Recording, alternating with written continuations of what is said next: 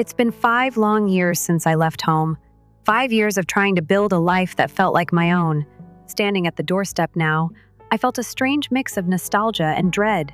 The desert sun was beginning to set behind me, casting long shadows across the yard. I raised my hand and pressed the doorbell, the sound echoing in the quiet evening. "Mary, you're here," my mom's voice came from inside.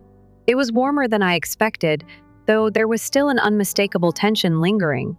I stepped inside, and the familiar scent of old furniture and coffee filled my nostrils. The house hadn't changed much, aside from the emptiness left by Dad's absence. His armchair was still there, sitting in front of the TV, just as he had left it 3 years ago. He was gone, and no one had been brave enough to move that chair. "Where's Amy?" I asked as I hung my coat on the rack. "She went out for groceries. She'll be back soon," Mom replied curtly. She avoided eye contact, her hands fidgeting as if there was something she wanted to say but didn't know how. I could feel the weight of our estranged relationship in the air. The years of silence, the phone calls that were too short, the forced visits that never felt like they meant anything. But now I was here, hoping to find some sort of closure or understanding. "How's Chicago? Jason? Work?" she asked as she led me into the living room. I swallowed my discomfort. "We're doing fine. My design firm's growing. Lots of new projects on the table. Jason's? Well, he's good too." The words felt hollow in the air between us, like there was something unsaid hanging just beyond reach. She nodded absently and excused herself to make coffee.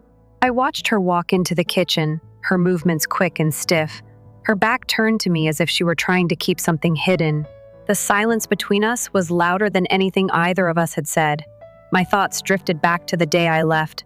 I remembered Dad's voice, filled with worry. "How could you leave? So far away. You'll regret it." But I hadn't regretted it then. It was the right move, or at least it had felt like it. Yet, as I stood in the same living room where I had once argued with Dad, the air thick with memories, I couldn't help but wonder if I had left behind more than I realized. Mom returned, holding 2 cups of coffee, but the tension still clung to the room like a second skin. She handed me a cup without saying much and then looked at me with a curious expression. "Do you ever think about your sister?" she asked quietly. "Amy? Yeah, sometimes." "Why?" Mom hesitated. "She's changed, Mary. I don't know how to explain it," I frowned. "What do you mean? Has something happened?" Before Mom could answer, the front door creaked open, and Amy appeared in the doorway, her face lighting up when she saw me. "Mary, you're here." She sounded genuinely happy, and for a moment, it was like no time had passed. We embraced tightly, but I couldn't shake the feeling that something wasn't right. There was a stiffness in her hug, a hesitation that lingered for just a moment too long. "I wasn't sure when you'd get here. Sorry, I was out shopping," she said quickly, stepping back from me. "No worries," I replied, though a small part of me was already wondering what was behind that strange tone. We went to the kitchen together, where Mom had already started preparing dinner. The conversation around the table was superficial small talk about work, the weather, the neighborhood gossip. I tried to ignore the uncomfortable silence that hung between us. Something was off, and I couldn't put my finger on it. Later, as I was dropping my bag in my old room upstairs, I found myself staring out of the window. The peach tree Dad and I had planted together was now massive, its branches sprawling out into the yard, as if it had taken on a life of its own. The sight of it almost made me feel like I was 16 again, with Dad's steady voice telling me how to prune the branches just right. I heard a knock at the door and turned to find Amy standing in the doorway again. She gave me a small, tight-lipped smile. "Want to help me set the table?" she asked. "Sure," I said, following her downstairs. As we worked side by side, I noticed how much quieter she had become, how her laughter didn't reach her eyes like it used to. The girl who used to gossip and joke around with me now seemed more distant, like someone I barely recognized. But I didn't press her for answers. Not yet. After dinner, while Mom took her bath, I wandered into the hallway, trying to shake the sense that something was missing. In the quiet of the house, the silence felt oppressive, and I knew deep down that there were things left unsaid. That's when I saw it on Mom's bedside table, a folder that had slipped off the edge of a shelf. I bent down to pick it up, the contents spilling out across the floor. As I hurriedly gathered them together, one of the papers caught my eye, a wedding planner. My heart stopped. Amy's name was on it, and the date was only 2 weeks away. Amy was getting married. I couldn't believe it. How could she keep something like this from me? How could I be the last to know? The anger bubbled up inside me before I even realized it, and before I could stop myself, I blurted, "Why didn't you tell me, Mom? Amy's getting married?" Mom froze at the doorway, her face paling as she quickly stepped inside and snatched the papers from my hands. Her eyes burned with something fear. Guilt? "You shouldn't have seen that," she said sharply, her voice shaking. I stood there, trying to understand. "Why didn't you tell me?" Her expression shifted, hardening. "It's not your business. We'll talk about this tomorrow. Go to bed." But I couldn't. Not yet. My mind was racing, my heart pounding. Why hadn't anyone told me? What was going on? I grabbed my phone and called Jason, needing to hear his voice. "Hello?" he answered, sounding distant, distracted. "Jason, you won't believe this," I said, my voice trembling. "Amy's getting married. And no one told me. Not Mom, not anyone." There was a long pause. "I see. That's strange," Jason said finally, his voice strained. "But look, I have meetings tomorrow, so I might be hard to reach. Don't worry about it. Just take it easy." I didn't know what to make of his response. He didn't sound surprised or concerned. He sounded distant, like he had something to hide. I had to know more. I wasn't going to let this slide. The night felt endless. I lay in bed, staring at the ceiling, trying to make sense of everything. Amy was getting married. How could she hide something like that from me? And why? Why did Mom seem so anxious about it? There had to be more to this than I was being told. I checked my phone again. No messages from Jason. Just one voicemail from him earlier in the evening, sounding distracted like he had something on his mind, too. I couldn't shake the feeling that something wasn't right. The silence in the house felt suffocating. I could hear the distant sound of water running from the bathroom, the soft clink of Mom's jewelry on the countertop. The usual peace of the night was replaced with a strange tension, like we were all waiting for something, waiting for the other shoe to drop. Eventually, sleep claimed me, but even in my dreams, I couldn't escape the questions swirling around my mind. The next morning, the atmosphere in the house was even more strained. Mom was on edge, avoiding my gaze, and Amy was nowhere to be found. I could tell she was hiding something, but I wasn't sure what.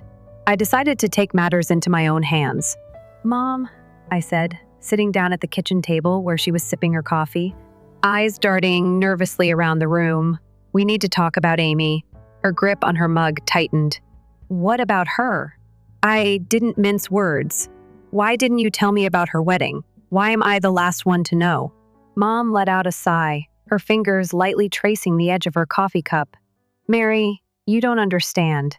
There are things happening that you don't know about," I pressed her. "Like what? Just tell me."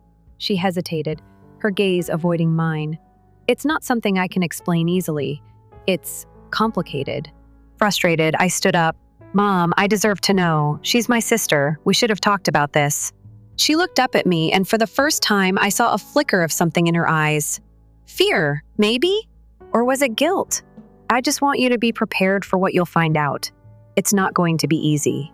I was about to push further when the door opened, and Amy walked in.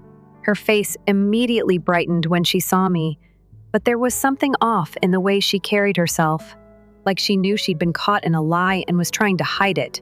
"Good morning," Amy said too brightly. "You sleep well?" I nodded, but my mind was still on the conversation with Mom. Actually, no. I didn't sleep that well. Too much on my mind. Amy's eyes flickered for a second, and I noticed how her shoulders tensed. "Well, I'm sure it's just the jet lag. You'll get over it." I couldn't take it anymore. "Amy," I said, my voice firm, "tell me about the wedding." She froze. For a moment, I thought she might deny it, but instead, she let out a slow breath. "It's 2 weeks away," she admitted softly, as if it were nothing. "But I didn't want to tell you until everything was finalized. I didn't want to make it awkward."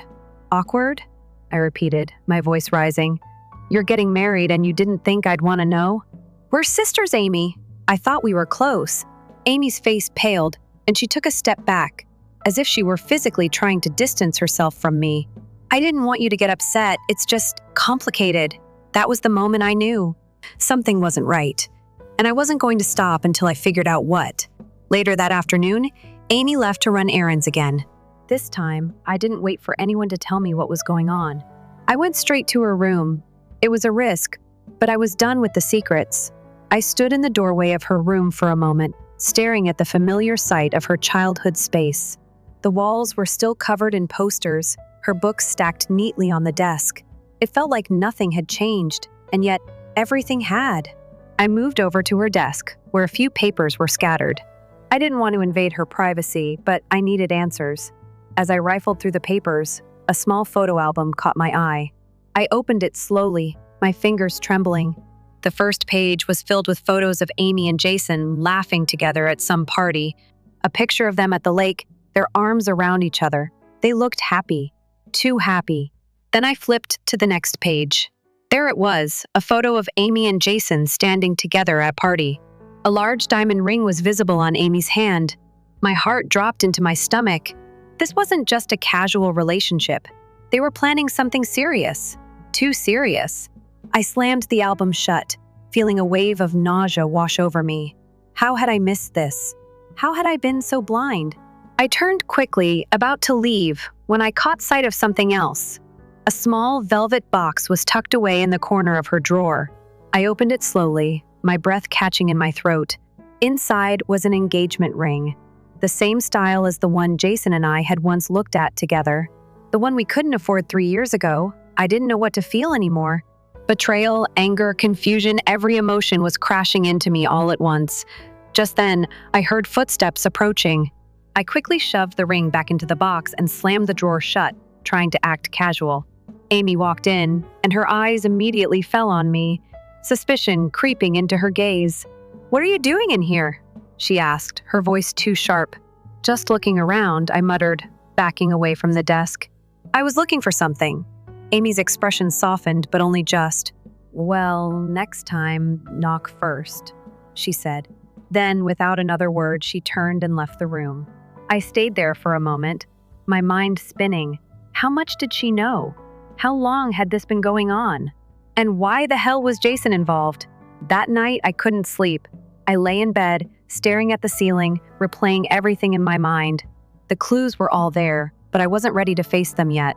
My phone buzzed, pulling me out of my thoughts. It was a text from Jason. "I'm sorry about earlier. Things are just really hectic right now." I stared at the message for a long moment.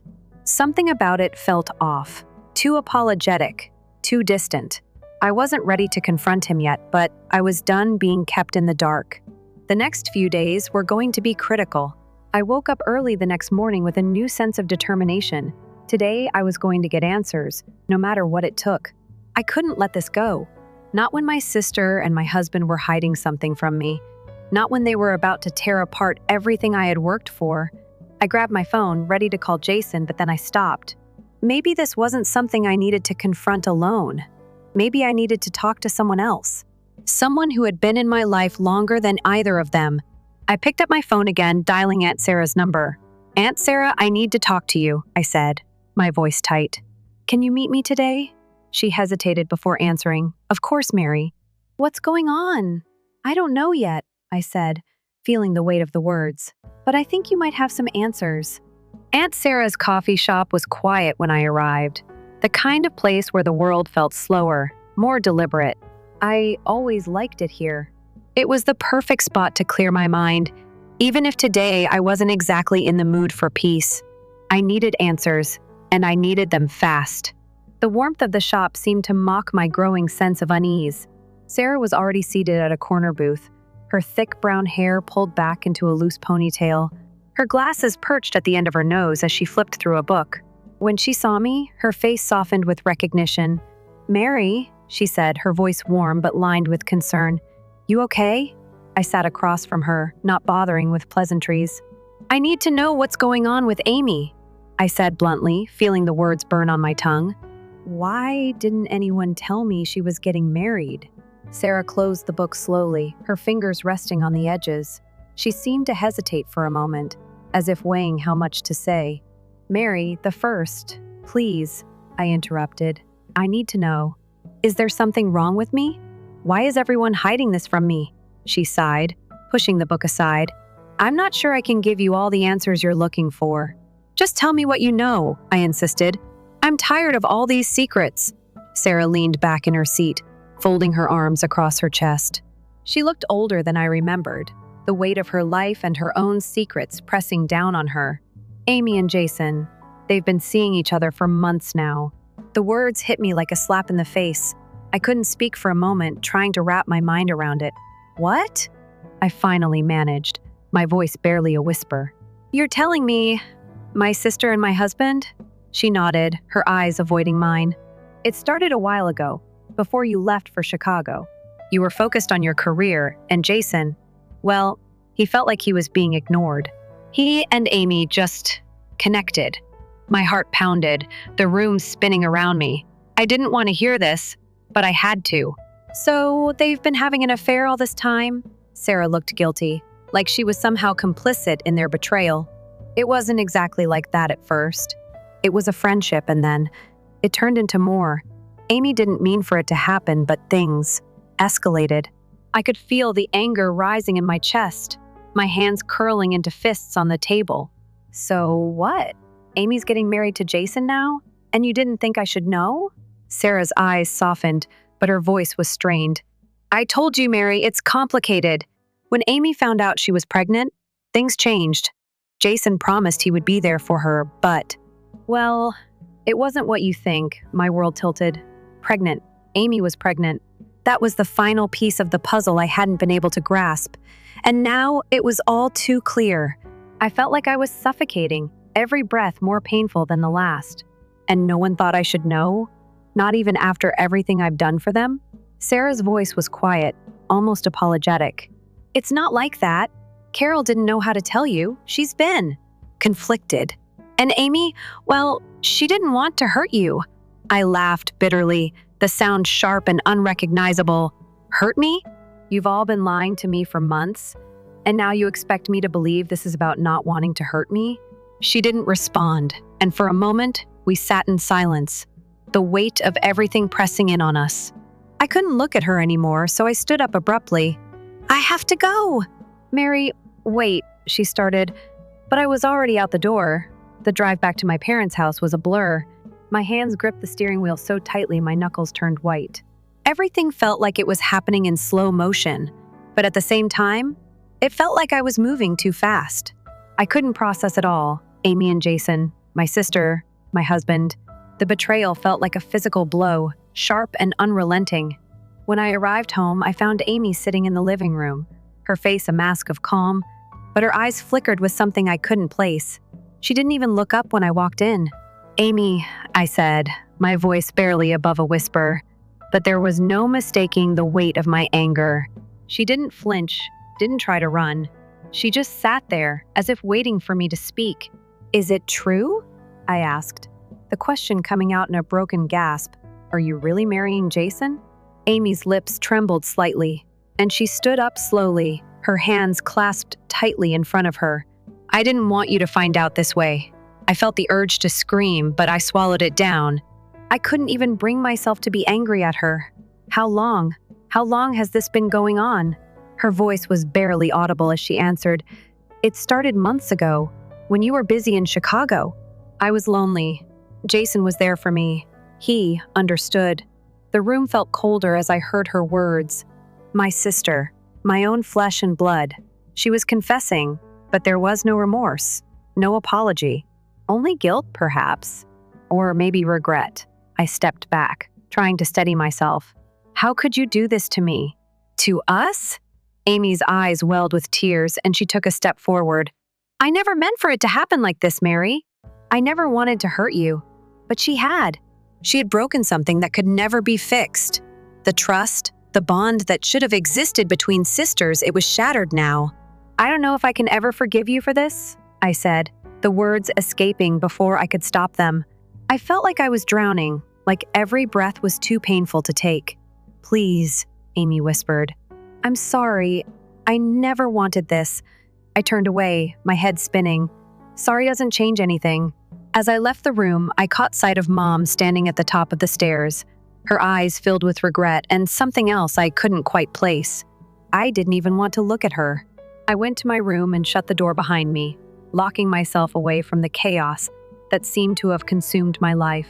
Hours later, after too many unanswered phone calls and messages, I sat in the silence, still struggling to come to terms with everything that had happened. The truth was out, but it was worse than I could have imagined. I needed to talk to Jason. He had to explain himself. I didn't care if it was late. I needed to hear his voice. I dialed his number, my fingers trembling.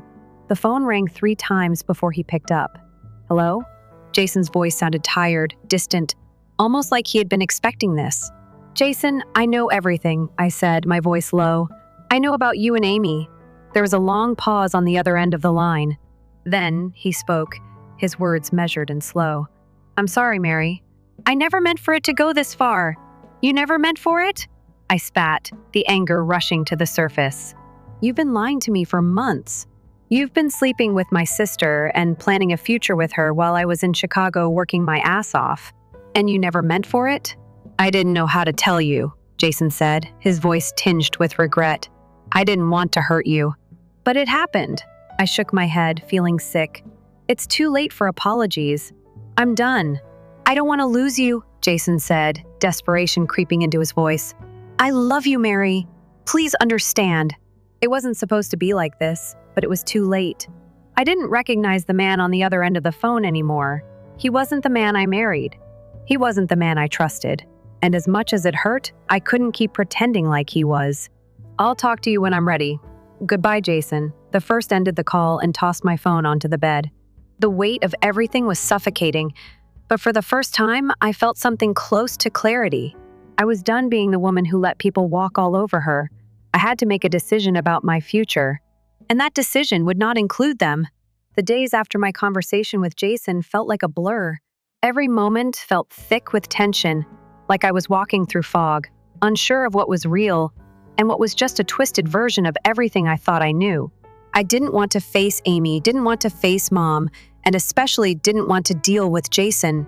He'd called, sent texts, tried to reach out in every way possible, but I wasn't ready to talk to him. Not yet. I spent most of my time holed up in my room, trying to regain some sense of control over my life. The walls seemed to close in on me, the silence of the house pressing down like an invisible weight. The house that used to feel like home now felt like a stranger's place. It was as if I had stepped into a world where nothing made sense, where the people I trusted the most had betrayed me in ways I could hardly fathom. Amy's wedding was 2 weeks away, and the closer it came, the more I felt like I was spiraling. How could she go through with it? How could she marry the man who was supposed to be mine? It didn't make sense, and the worst part was that I wasn't sure if she even felt guilty about it. She hadn't once tried to apologize in a way that felt real. It was like she was just going through the motions, pretending like this wasn't tearing our family apart. I knew I needed answers. I couldn't keep hiding away in my room, drowning in my own thoughts. I had to do something. That's when I decided to confront my mother again. She had been avoiding me since the day I found out about Amy and Jason. Every time I tried to talk to her, she would change the subject or find an excuse to leave. But I couldn't let this go on any longer. If I was going to find some way to move forward, I needed the truth. All of it. I found her in the kitchen, her back to me as she chopped vegetables. It was a strangely peaceful scene, but I couldn't shake the anger simmering beneath my skin. Mom, I said, my voice barely a whisper at first. She stiffened, then slowly turned around, her face masked with something I couldn't read. Mary, we need to talk, don't we? I nodded, walking over to the counter and sitting down across from her. She set the knife down, her eyes darkening with worry. I know what you're thinking, and I swear it's not as simple as you think. No, it's worse than I think, I said, my voice tight with emotion. It's been going on for months. You and Amy and Jason, how could you let this happen? How could you keep lying to me? Mom sighed, her shoulders sagging under the weight of everything that had happened. She looked older in that moment, tired in a way I'd never seen before. I didn't want you to know. I wanted to protect you from the pain, from the hurt. I shook my head. Protect me? By keeping me in the dark? You let it go on, Mom. You let Jason and Amy destroy everything. I didn't know what to do, she said, her voice breaking. Amy was so lost, Mary. She was so lonely. And Jason wasn't the man I thought he was either. But I didn't want to tear our family apart. I didn't want to see you hurt. I was quiet for a moment, digesting her words. Was that really why she had kept quiet? Was it really about protecting me? Or was there something else at play here? So what now? I asked, my voice trembling slightly. What am I supposed to do with all of this? Mom's gaze softened, but there was still a sadness in her eyes. I don't know, sweetheart. I don't know what you should do. But I want you to know I never wanted this for you. You're my daughter, and I love you. Her words hung in the air between us, thick with unspoken regrets. I could tell she was hurting too, but it didn't change the fact that she had let me down when I needed her the most. I don't know if I can forgive you, Mom, I said quietly. The words felt like a weight lifting off my chest, but at the same time, they were painful to say. I don't know if I can forgive anyone. There was a long silence. My mother didn't try to argue or defend herself. She just stood there, her hands shaking slightly as she turned away. I understand, she said softly. You don't have to forgive me. Just take care of yourself, Mary. That night, I couldn't sleep. Every time I closed my eyes, all I saw was Jason and Amy together, smiling, holding hands, planning their future. It was like a constant, gnawing ache in my chest, one I couldn't escape no matter how hard I tried. I found myself staring at my phone for what felt like hours, willing myself not to call him. But it was futile. I needed answers. I needed to know why. Why had he done this? Why had he betrayed me? Without thinking, I dialed his number. It rang twice before he picked up. Mary, his voice came through, sounding hesitant, almost like he was relieved to hear from me. I've been trying to reach you. Are you okay? Are you? I shot back, the words slipping out before I could stop them. I didn't want any of this to happen, Jason said, his voice cracking. I was confused and I made a mistake. I never meant to hurt you, Mary. You didn't mean to hurt me? I repeated, my voice rising. You've been sleeping with my sister, Jason. How can you stand there and tell me you didn't mean to hurt me? There was a long pause on the other end of the line, and when he spoke again, his voice was thick with regret. I didn't know how to tell you. I should have been honest, but I was scared. I didn't know what to do. I could feel the tears welling up in my eyes, but I fought them back. I don't want your excuses, Jason. I don't want your regret. You've destroyed everything we had, and now you want me to just forgive you? You really think I'm going to forget about what you've done? Mary, please, Jason said, his voice strained. I love you. I'm sorry, I never wanted this. But the truth was, I couldn't hear it anymore. I didn't want to hear the apologies, the regret. It was too late. I don't think I can ever forgive you, Jason, I said, my voice cold. I need to move on. You should do the same. There was a long silence, and when he spoke again, it was just a whisper. I'll always love you, Mary. The first ended the call, staring at the screen for a long time, the words hanging in the air like a final, unspoken truth. I spent the next few days avoiding everyone. I couldn't bring myself to face Amy or Mom again. Jason had left, and now everything felt empty. The house that had once been full of laughter and life was now just a shell of what it had been. But then, on the morning of the wedding, something shifted in me. I realized I didn't want to stay in this broken, suffocating place. I needed to leave. I needed to reclaim my life, to take back the power they had stolen from me. I packed my things quickly, my mind made up. I couldn't stay here, not with the constant reminders of betrayal. I needed to find my own path, away from the mess they had created. As I loaded my suitcase into the car, I glanced one last time at the house. For all the pain it had caused me, it had also been the place where I had grown up, where I had learned to dream. But now, it was time to move on. And as I pulled out of the driveway, heading toward a future that was uncertain but mine to control, I felt a weight lift from my shoulders. The past had hurt me, but it didn't define me. And maybe, just maybe, there was a chance for something better out there. The drive away from my childhood home felt like I was shedding old skin, leaving behind everything that had once felt familiar and secure. The desert stretched out before me, empty and vast, and yet it wasn't as suffocating as the walls I had just walked away from.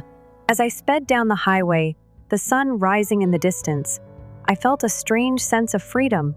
I wasn't sure where I was going exactly. I had no plan other than to leave. To get away from the mess I had found myself tangled in. The betrayal, the lies, the people I thought I could trust, all of it seemed so far removed now, fading in my rearview mirror. The decision to leave wasn't easy. I'd spent days pacing, replaying the past over and over in my mind, asking myself what I could have done differently. But in the end, I knew one thing for sure. I couldn't keep living in the shadow of my sister's choices, my mother's silence, and Jason's betrayal. I pulled into a small motel a few hours later, the neon sign buzzing faintly in the early morning light. It wasn't much, but it was enough for now. I checked in, grabbed a coffee from the vending machine, and took a seat outside, watching the world go by as I tried to center myself. The weight in my chest hadn't lifted completely, but at least now I was alone with my thoughts, without the suffocating presence of my family looming over me. I hadn't told anyone where I was going. No phone calls, no explanations, just silence. And it felt good. For the first time in weeks, I was breathing again, like I could finally catch my breath after holding it for so long. The next few days were a blur. I didn't have any grand plans, didn't know what I was supposed to do next. I spent time driving, stopping at small towns, taking in the unfamiliar faces and places that no longer felt like the world I'd left behind. I was in no rush to make decisions. For once, I didn't have to think about what anyone else wanted or expected from me. I didn't have to pretend to be okay.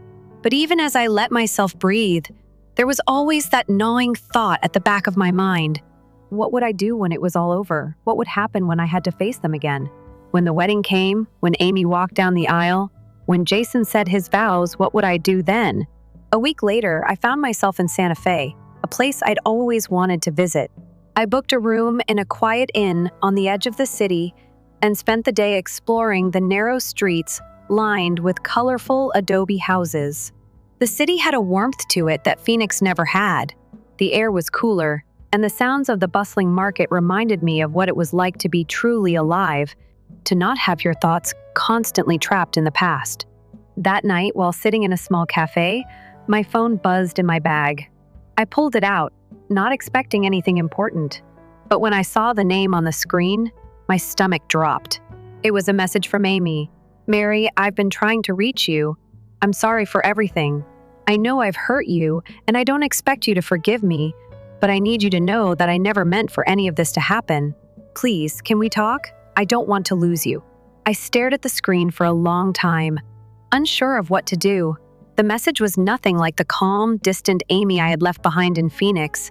This was raw. This was desperate. And part of me wanted to reach out, wanted to tell her that I understood, that I was ready to forgive her. But another part of me, the part that had been burned too many times, knew better. I didn't respond. Not yet. I couldn't. The next day, I found myself standing in front of a local art gallery, the colorful paintings in the window pulling me inside. It was small, cozy, and the scent of coffee and canvas wafted through the air as I walked in. The gallery owner, an older woman with silver hair, greeted me warmly. "You look like you could use a place to think," she said with a smile. I nodded, feeling like she could see right through me. "Yeah, I think I could." I wandered through the gallery for hours, soaking in the colors, the textures, the stories each piece told. There was something cathartic about art, something that allowed me to process the mess of my own emotions. For the first time in weeks, I felt a spark of inspiration. Maybe I didn't need to have it all figured out right now. Maybe all I needed was to give myself the space to heal. By the end of the day, I had a stack of postcards and a newfound sense of peace. It wasn't much, but it was something. Back at the inn, I opened the door to my room and collapsed onto the bed, my body finally giving in to exhaustion. But as I closed my eyes, the reality of everything I had left behind came rushing back. I had no idea how long I could keep running from the truth. No matter how far I went, no matter how many new cities I visited, the people I had walked away from would still be there, waiting. Amy's wedding was 2 days away. Jason would be there, and so would Mom. I couldn't stay away forever. I grabbed my phone again, scrolling through the messages. There was one from Sarah this time. "I know you're upset, but please, come home. I know you don't want to hear it, but you need to hear the whole story. There's more to this than you think." I couldn't bring myself to respond. I wasn't ready. Not yet. But something in me clicked then. I had been running, hiding from everything, but I knew deep down that I couldn't keep doing this. I couldn't keep pretending that walking away would fix anything. I needed closure. I needed answers. And most of all, I needed to stop being afraid of what would happen when I confronted the truth. The next day, I packed up my things and drove back toward Phoenix. It was time. Time to face the mess I had left behind and figure out what I was going to do with my life now. I wasn't sure if I could forgive Amy. I wasn't sure if I could ever look Jason in the eye again without seeing the betrayal in his face. But I knew one thing: I wasn't going to let the past define me anymore. The road to Phoenix felt different this time. I wasn't running anymore. I was moving forward. As I pulled into the driveway of my parents' house, I took a deep breath, feeling the weight of everything I had carried with me all this time. But I was stronger now. I was different. I wasn't the same person who had walked out of this house a week ago. I was ready to face whatever came next. I sat in the car, the engine idling, my hands gripping the wheel as I stared at the house I had once called home. It had been a week since I left, and yet the familiar sight of the place felt so alien now. The driveway, the front door, even the garden that Dad had worked so hard on everything looked the same, and yet nothing was the same. My whole world had shifted, and the space I had once felt so comfortable in now felt like an oppressive cage. I could feel the weight of everything pressing down on me. The betrayal from Amy, the lies from Jason, and my mother's silence, they all came rushing back as if I had never left. The idea of facing them again was overwhelming, but I knew I couldn't keep running. I couldn't keep avoiding the truth, no matter how painful it was. Taking a deep breath, I opened the car door and stepped out, the dry Arizona air immediately hitting my face. My heart was racing as I walked up to the front door, the sound of my footsteps almost deafening in the quiet. I paused for a moment, my hand hovering over the doorbell, and then pressed it, the familiar chime ringing out through the house. A few moments later, the door swung open, and there stood my mother. She looked older than I remembered, her face drawn and tired, her eyes wary as they met mine. For a brief second, neither of us spoke. The silence between us felt heavier than anything I had ever known. "Mary," she said finally, her voice shaky. "You're back." I nodded, but I couldn't bring myself to say anything. What could I say? We had spent so many years avoiding the hard conversations, and now, here we were, face to face with everything that had been left unsaid. "Can we talk?" I asked quietly, my voice betraying the emotion I had been holding back for days. My mother stepped aside, gesturing for me to come in. "Of course," she said softly. "Come in." The familiar smell of the house filled my senses as I stepped into the living room. It was as if no time had passed at all, but the unease that lingered in the air told me otherwise. My eyes scanned the room, lingering on the empty space where Dad's armchair used to sit. The house felt smaller somehow, emptier, like it was just a shell of what it once was. We sat in the living room, the space between us palpable. My mother fidgeted with her hands, avoiding my gaze as I sat across from her. I could tell she was trying to prepare herself for whatever I was about to say, but I wasn't sure what I was going to say either. There were so many things I needed to confront, so many questions I still had.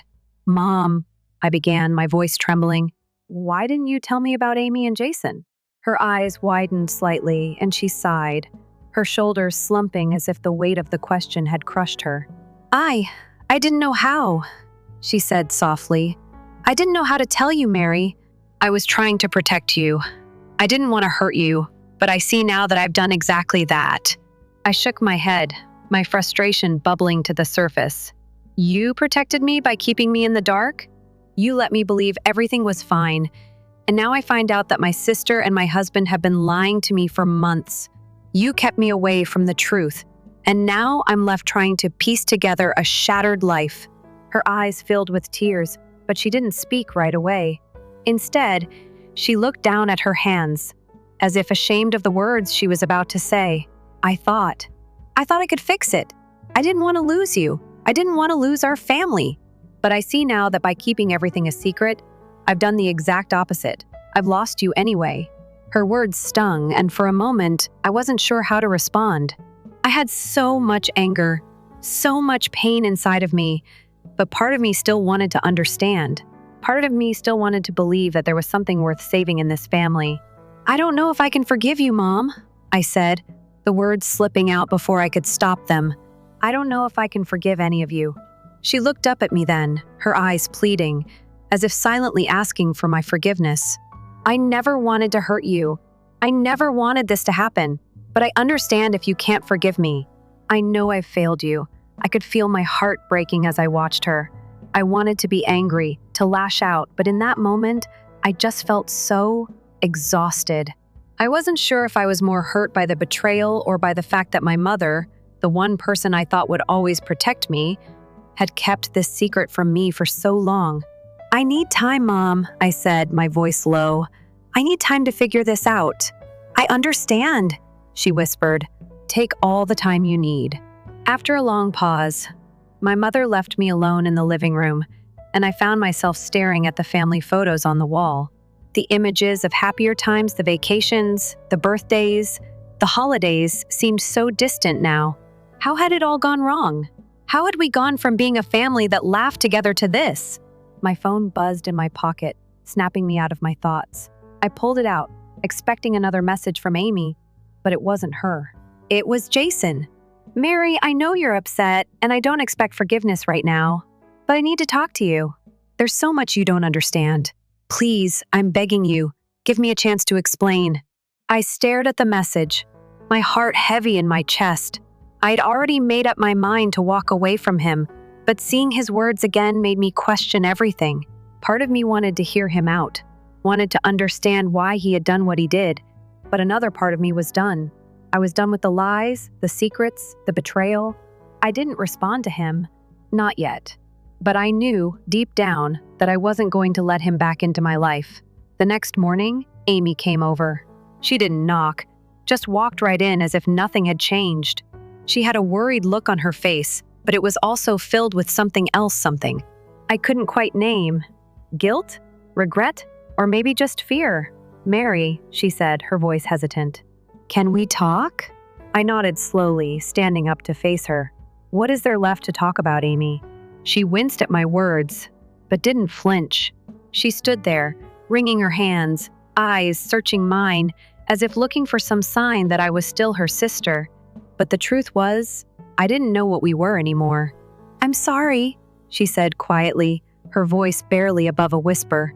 "I know I hurt you, and I can't take that back." I wish I could. I never meant for things to get this out of hand. I crossed my arms, my emotions still raw. "You never meant for it, but it happened anyway, didn't it? You slept with my husband, Amy. You're marrying him." Her face twisted with pain, and I could see the tears welling up in her eyes. I know. I never wanted to hurt you, but I was lonely, and Jason, he was there for me when no one else was.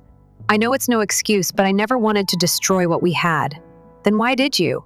I asked, the words more cutting than I meant them to be. "Why did you destroy our family?" She took a shaky breath, her shoulders slumping. I don't know what happened. I just know that I'm sorry, Mary, and I don't want to lose you." I stared at her, searching for some hint of the sister I used to know, but all I saw was someone who had betrayed me, someone who had destroyed the trust we had spent years building. "I don't think I can ever forgive you, Amy," I said, the words tasting bitter on my tongue. "Not right now." Her face crumpled, and she wiped her eyes, but she didn't argue. She just nodded, her body language defeated. "I understand," she whispered. "I'll give you space. Just know that I love you, Mary, and I always will." As she left, I felt a strange mixture of relief and sorrow. I didn't know what the future held, but I knew that the past would always be there, a part of me that I couldn't escape. But I could choose to move forward. I could choose to heal. And maybe, someday, I'd be able to forgive. But not today. Story 2. Beneath Cleveland, Ohio's overcast sky. Haley Wilson stared at the sky that threatened rain through her office window. Naturally, memories of the past flooded back. Her father, Frank, had died on her 10th birthday 25 years prior. Since the day following her father's burial, Haley's life has undergone significant shift. Watching her mother, Doris, break down in tears as she held her younger sister, Amy, made the young girl feel like an adult all of a sudden. Haley decided that she was the only one capable of providing for this family. "Could you check on Mr. Fredrickson one last time, Haley's tax returns?" She was pulled back to reality by the voice of her coworker, David. After grinning and nodding, Haley went back to her work. She had up the sign for Wilson accounting 7 years prior. Despite its modest size, it had developed into a reputable company in the neighborhood. It was by no means an easy journey to become independent after training at a top-tier corporation and majoring in accounting in college. Specifically, her family provided her with virtually little assistance. "You really can't run an office by yourself, Haley."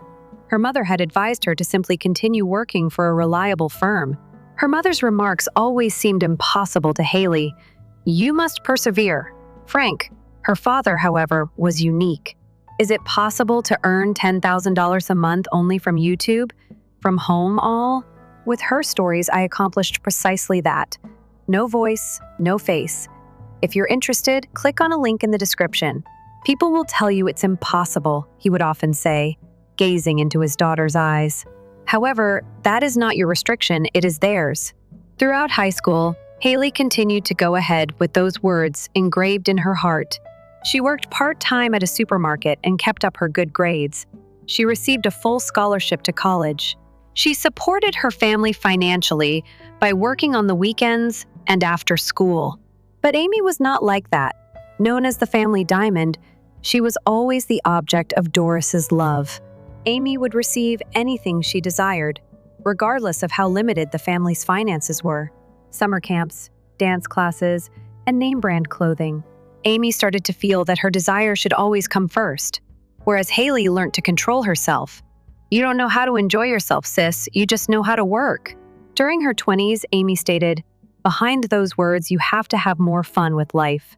Haley wasn't sure whether they both understood that her earnings were helping to maintain Amy's and her mother's way of life.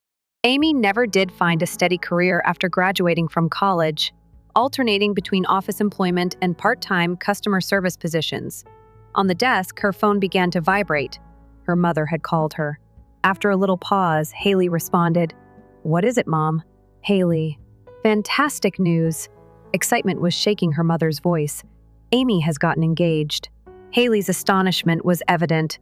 She was completely unaware that her sister had been in a committed relationship.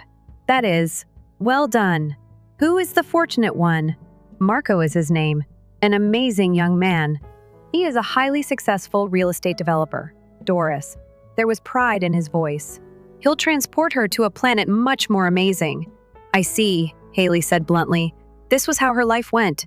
Amy. The family's focus was always on happiness and success, and Haley's accomplishments were constantly downplayed. The tone of Haley Doris also shifted. Haley felt it instantly. Someone was going to ask her about the wedding. She pondered, just as I had imagined. Breathing deeply, Haley awaited her mother's next statement. "We don't have enough money, but Amy wants a fantastic wedding," Doris went on, picking her words wisely. "Aren't you a prosperous businesswoman? For your sister's once-in-a-lifetime special day, could you lend a hand a bit?"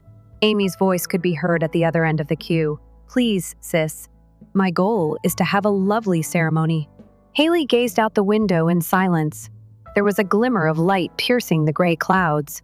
If her father were present, what guidance would he offer? "What is the amount that you require?" At last, she spoke roughly $30,000. "I believe," Doris said nonchalantly. "You don't think that's a lot, do you?" Haley felt pain pierce her chest. $30,000. She had been saving that kind of money for the enlargement of her workplace. But isn't this what family is?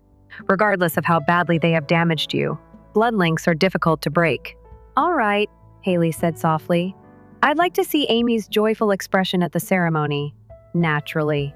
Details will be sent to you later," Doris exclaimed with excitement. "Amy, Haley will assist us." In the background, she could hear her sister applauding. After politely ending the call, Haley turned back to the window. She closed the email that confirmed the transfer of funds. Haley felt a slight apprehension grow inside her. For her, $30,000 was by no means a tiny amount. Her ambitions to expand her office would be put on hold for at least a year. She was more worried about her mother's and sister's response than anything else. She had sent the message an hour ago. The money has been transferred, but no response has been received. Haley's eyes were fixed on her phone. She knew her expectations were unrealistic, and she wasn't looking for praise. She simply assumed there would be a reaction. In the evening, she received a verified SMS from her mother. "Thank you, that was all." Amy didn't say anything. With a groan, Haley went back to work. She made an effort to focus on her client's papers, but the wedding kept coming up in her mind. She still hadn't received precise details, such as the time or location. Haley plucked up the strength to phone Amy the following day. "Hello, when will the wedding take place?"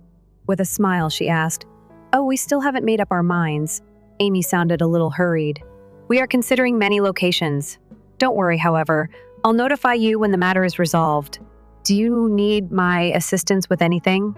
Haley volunteered. "Like making invitations?" "No. Everything is all right.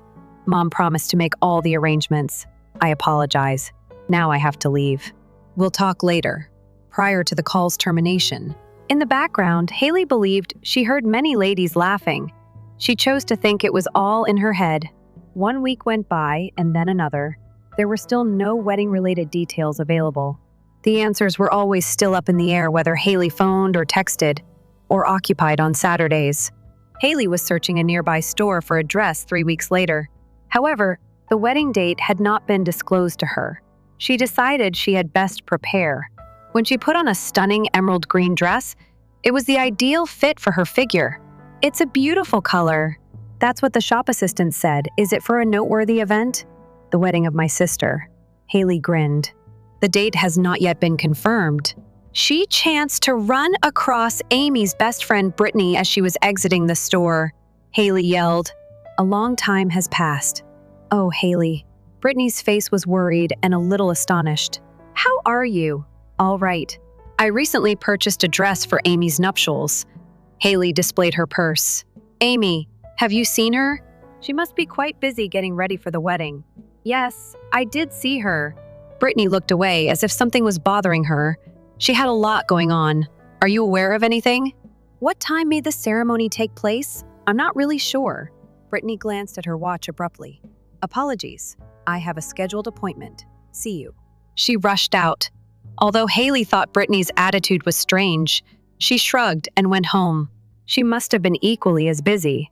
Haley looked into Amy's social media that evening. Photos of cake sampling, clothing fittings, and what looked like venue inspections were among the most recent uploads. In these posts, Haley was not mentioned, but her mother, Doris, and friends, including Brittany, were tagged.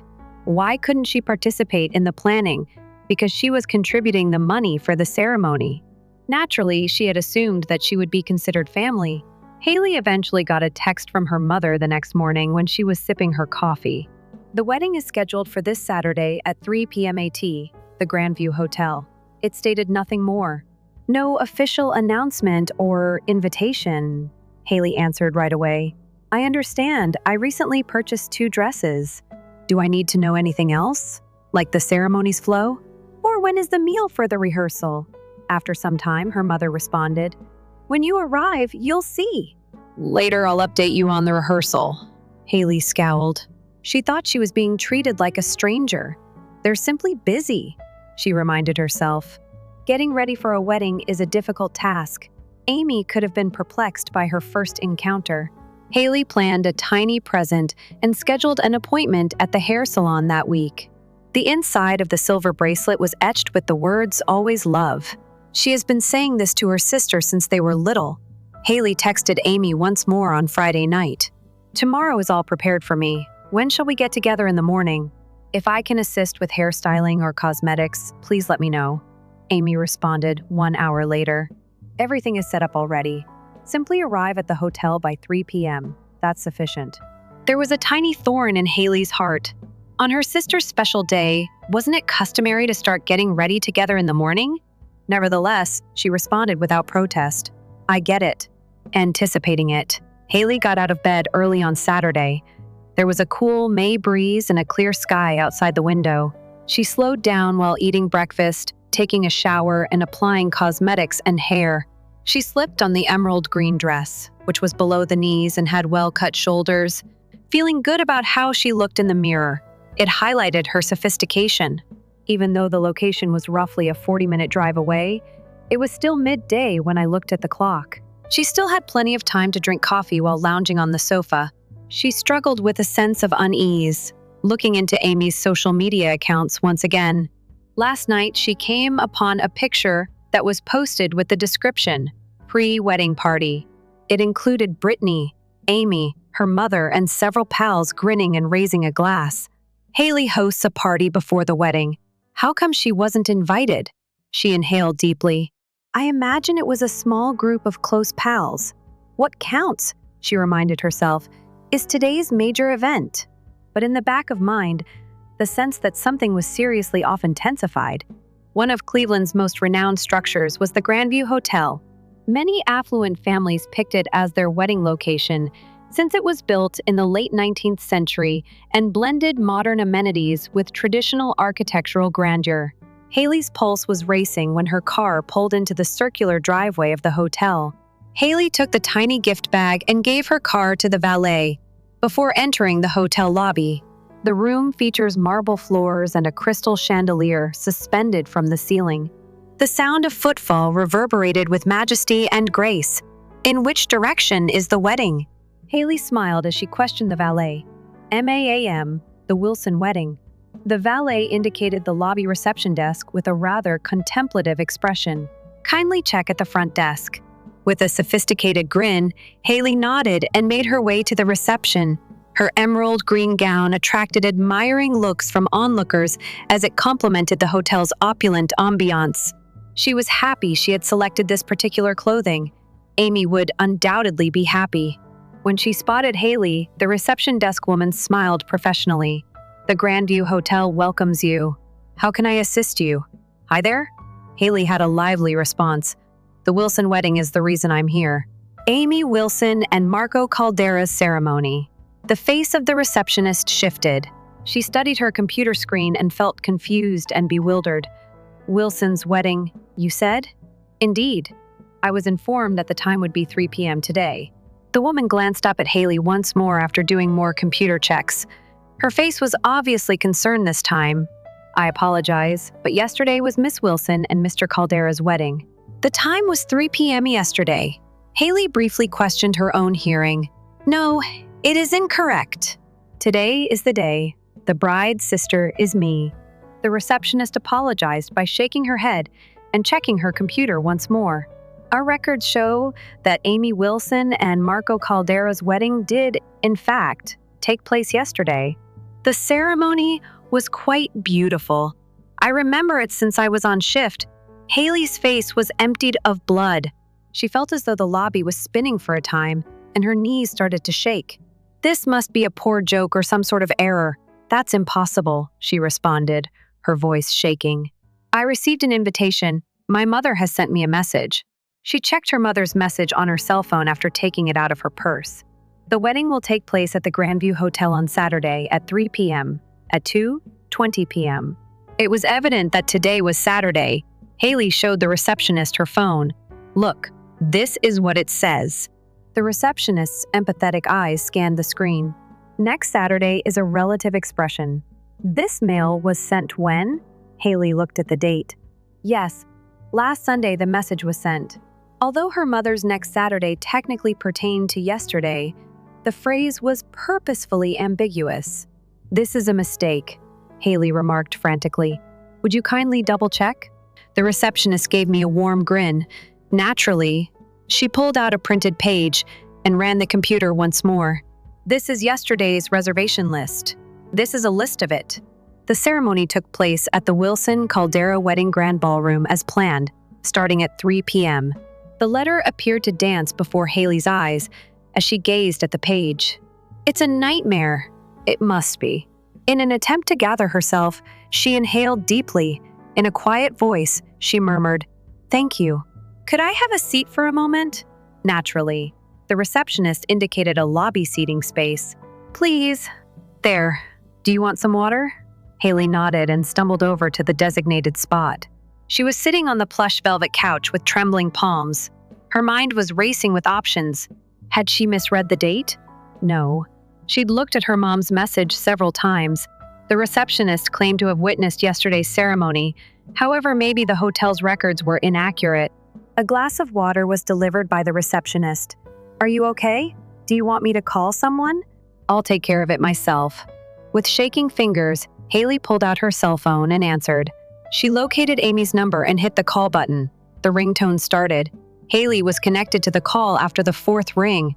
In the background, amid the sounds of laughter and waves, Amy's upbeat voice could be heard. Haley nearly choked as she said, I inquired about the wedding when I was at the Grandview Hotel.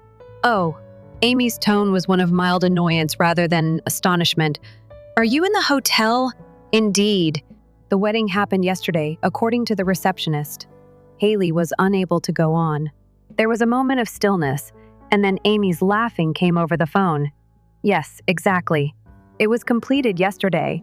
The ceremony was lovely. It was a hit with everyone. Haley was shocked by what she heard. However, why? I mistook today for the ceremony. In the communication you sent, oh, did you get it wrong? Amy's tone seemed more relaxed than contrite. We did mention Saturday of next week. However, from the standpoint of last week, that was yesterday. Haley felt despair and anger rise in her chest. Why didn't you provide me with the precise date? How come you didn't invite me? I donated $30,000. Amy cut in brilliantly. Many thanks. We had the finest ceremony because of your money. With Mom and Marco in the backdrop, I'm now having a great honeymoon in Hawaii. You could hear Doris laughing. Haley, does she have a phone call? Express gratitude to her. Unable to move, Haley froze. It was as though she had been isolated from the outside world.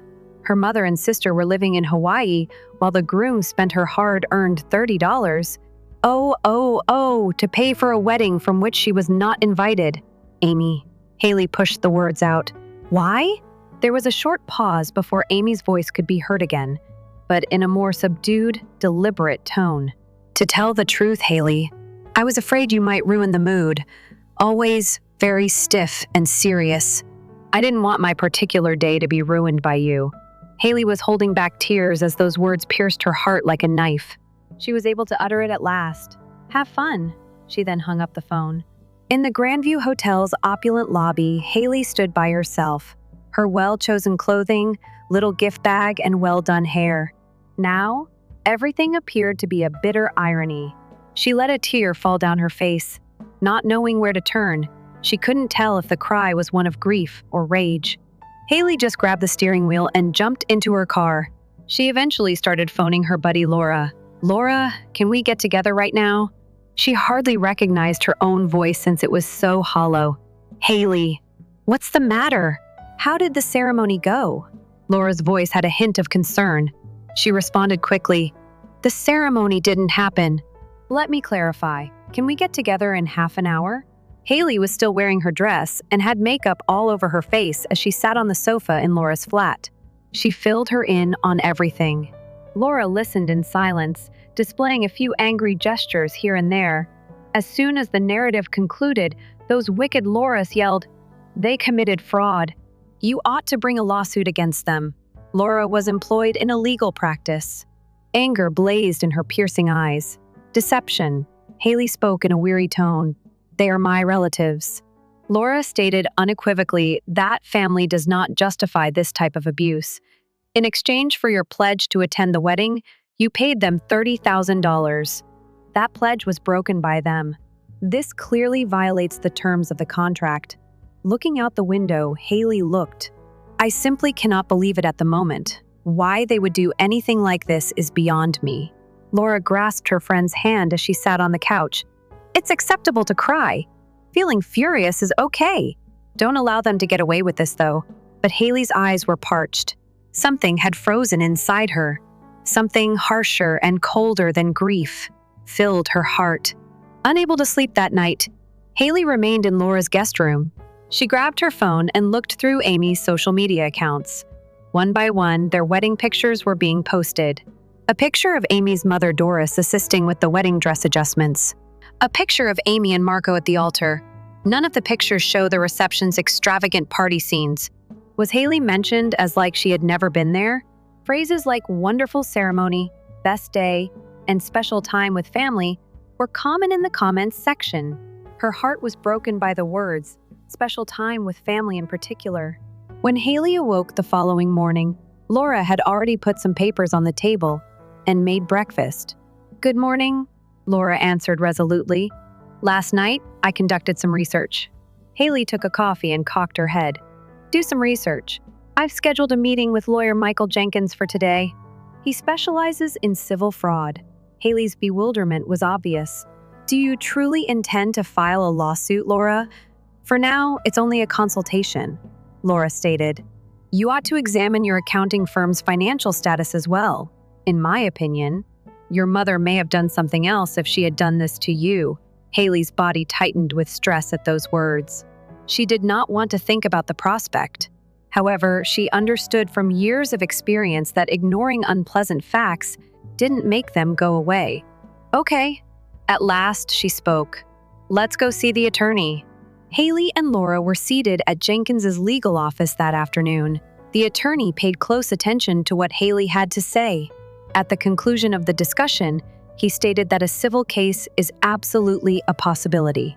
"Have you proof of the transfer? Additionally, is there proof that you gave the money in exchange for an invitation to the wedding?" Taking out her phone, Haley displayed the text messages she had exchanged with her mother in particular. She indicated the location of her writing. "I'd like to see Amy's joyful expression at the ceremony." Naturally, her mother had responded. "Details will be sent to you later. This is solid proof." The attorney gave a nod. "In the meanwhile, Miss Wilson, I advise you to look into the financial standing of your accounting company in regard to issues with family relationships. Frequently, one issue leads to another." After hearing such remarks, Haley made the decision to thoroughly examine her accounting firm's financial records. Over the course of 3 days, she and David, her accountant, carefully reviewed all 5 years' worth of paperwork. Haley's darkest worries were validated by the results. David reported sadly that Doris Wilson's name had been used for several modest withdrawals over a lengthy period of time. Although they were cleverly concealed, the pattern is obvious. It comes to almost $22,000 in total. Haley was taken aback. For years, not only for the wedding her mother had been taking from her. "How?" Her voice was husky as she inquired. "When you originally launched the company, do you recall enrolling your mother as an accounting assistant?" When Haley first started her business, she had forgotten. To assist her mother, she had paid her a salary and assigned her a little duty. Haley didn't mind that her mother didn't really do any work, but her mother had taken out tiny sums of money using their status. Evidence in hand, bit by little, Haley went back to lawyer Jenkins. He looked over the contents and gave a nod. Blatant proof of embezzlement and fraud. In addition to bringing a civil complaint, you may also face criminal penalties in certain situations. "Are you facing criminal charges?" Haley let out a gasp. "My mother may end up behind bars as a result of this." "That may happen," silently, the attorney said. "But it's up to you to decide that." Looking out the window, Haley looked. In the recollections that came to her, the city was lit by the gentle May sunshine. She was formerly adored by her sister and mother. Even so, what was that? A delusion. Civil action. "First," she said at last. "Additionally, my mother and Amy have joint names on an investment account. Is it possible to freeze that?" The attorney gave a little smile. "Naturally. Amy, Mother Doris, and Marco were sipping drinks by the resort's pool on the last day of their Hawaiian honeymoon." "Has Haley said anything?" Marco inquired, looking a little worried. "Not a thing." Amy gave a shrug. "She's likely still upset, but she will gradually cool off. She does it every time." Doris gave a nod. Haley's responsibility has always been dual. "One day, I hope she'll learn to appreciate life." The trio lifted their drinks and chuckled. On Christmas Eve, when it's snowing, the light was pleasant in Haley's townhouse. After a year, her life had undergone significant upheaval. Wilson Financial Consulting has grown, adding 3 new employees and building a new office. It had made a name for itself as one of Cleveland's most reliable accounting companies. "Is this okay, Haley?" Jessica yelled out as she decorated the living room's Christmas tree. She was a young lady Haley had met in a foster care center in the area who was working towards financial autonomy. She was now being mentored by Haley.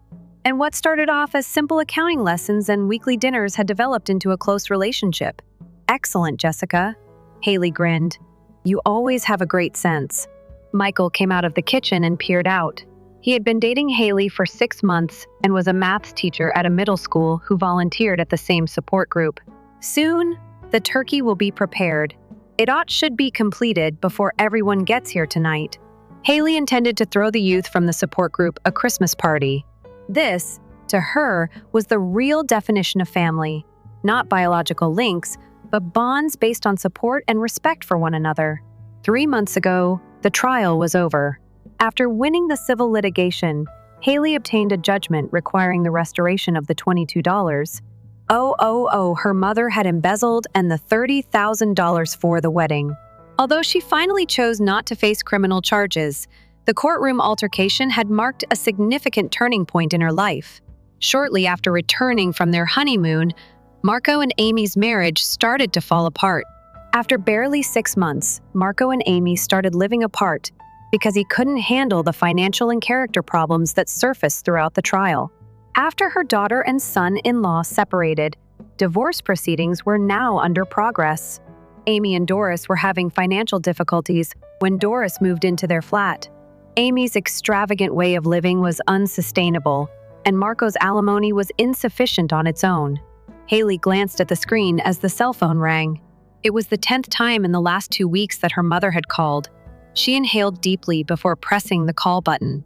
"Hello, Mom," she said calmly. "Haley?" Her mother's voice had lost its previous haughtiness and sounded vulnerable. "Since it's Christmas, Amy and I wanted to get together for a little get-together. Do you require cash?" Haley asked openly. The other end of the phone was silent for a time. "We are related. I now understand the meaning of true family." Looking out the living room window, Haley murmured. Despite their biological links, Jessica and Michael were laughing together. "You can't call it family if you don't value and respect one another," Haley whispered softly. "Live your own life. You and I are no longer family. I've already started down a different route." When she ended the call, Michael encircled her shoulder with his arm. "Are you all right?" Haley grinned. "Indeed. Excellent." She went back to the cozy moments spent with her selected family. Outside, the new year was silently announced by the snow that kept falling.